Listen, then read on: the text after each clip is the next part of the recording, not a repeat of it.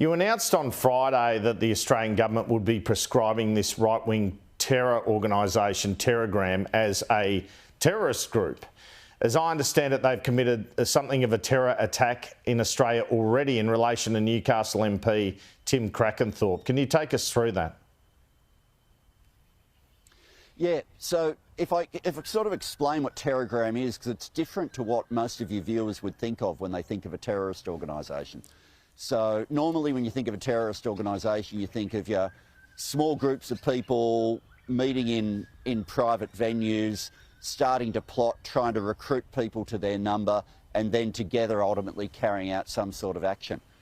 Terrorgram functions internationally. All the members of it are anonymous, and effectively it functions more like a giant chat group on the platform Telegram, where on that platform they have things called channels and a series of subgroups within them. But what they're doing on that group is not just spreading a whole lot of racist forms of bigotry and other forms of bigotry, they then also share how-to guides on how to conduct a terrorist attack, encouraging people to do so. And then when it comes to the moment of the attack, the person will often live stream it back into the group. That live streaming attempt is something that we saw on our own shores in the foiled attempt, but nonetheless attempted terrorist attack that you refer to. So when it comes to these listings, I'm very conscious of wanting to prioritise the ones where there is a direct threat to Australians. Terrorgram has been shown to be a threat on our shores. As I say, different to what we normally think of when we think of terrorism, but a very direct attempted attack on an Australian Member of Parliament. And I'm very glad now that we've got the penalties in place, that just being a member is 10 years imprisonment. If you're trying to help Terrorgram, you're trying to recruit for them, 25 years imprisonment. These are serious penalties on top of the criminal offence that might be occurring with the physical action itself. And I recall at the time of that Tim Crackenthorpe incident, or looking at it yesterday, that the Prime Minister revealed his family were actually threatened by the same sort of organisation or chat group. Can you confirm that, and that perhaps other public figures might have been the subject of threats? Look, I won't confirm more than the New South Wales attack on Tim Crackenthorpe, because we've given that one as part of the formal reasons for the listings.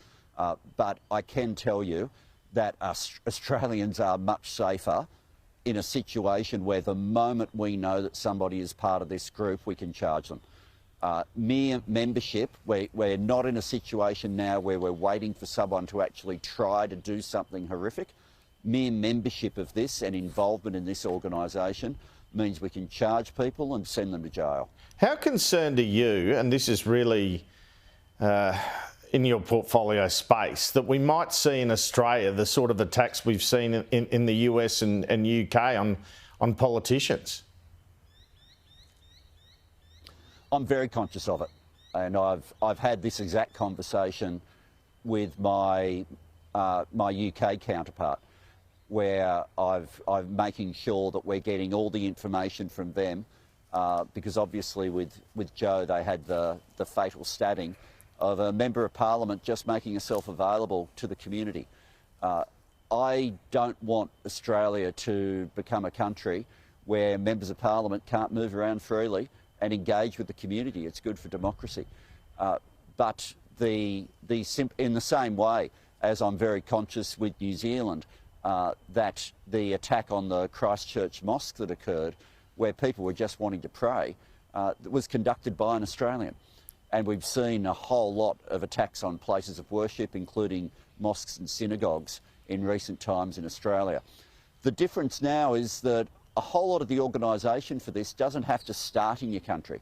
It can start internationally, and then if they find somebody and are able to recruit somebody anonymously here in Australia, then someone is being armed and told how to do it and thinks there's some sort of fame. Like Terrorgram, for example, they described that grub that committed the Christchurch massacre as a saint. Like, these people are off the charts in terms of the horror they are capable of, and what's going on inside their heads. That form of international action is something that can be a real threat in a country like Australia, and has been.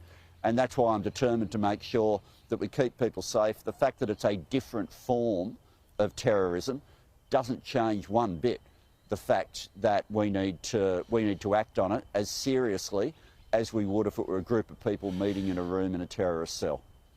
Just briefly on this, because I want to move to other issues, but how much involvement is there of juveniles? We know how young people spend a lot of time online. How much evidence are you seeing or information are you getting on juveniles being sucked into these sorts of things? It's real. It's real, and I won't give you the exact numbers, but I get briefed on the exact numbers, and I get briefed on a bit about each of the individuals who are within the orbit, who we're making sure that we're basically watching very closely and surrounding them with different levels of support. This is a new form of risk, and it was described by Mike Burgess, the Director General of ASIO, when we raised the terror threat level. So effectively now we have a disproportionate number, and if you look at where the increase is happening its fastest, it's teenage boys, and they'll be in often online gaming platforms, and effectively they'll be playing with somebody who they've never met, who they presume is someone of their own age, and they'll be going through missions together. They'll feel that they're building a relationship, and then that person will start to gradually try to take them down a pathway. We're not talking huge numbers, but you don't need huge numbers to be able to deal with significant risk that you'd want our intelligence and security agencies to be right onto. This is a growing form of terrorism, and this is why there's a New South Wales program that we'll be making a further announcement about shortly, but I referred to it a few months ago that we were going to start to try to roll it out nationally, where New South Wales have a program where if parents are concerned, they don't have to, they can go somewhere other than the police to be able to get immediate support around their children.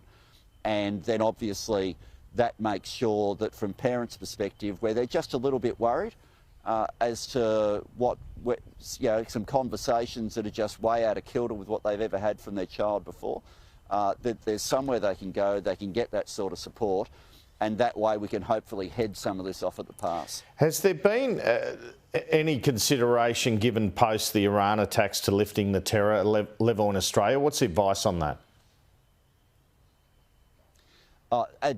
The check is done constantly, and so this is something that in regular meetings that I have with the Director General of ASIO, we always talk about where the security and threat environment is up to.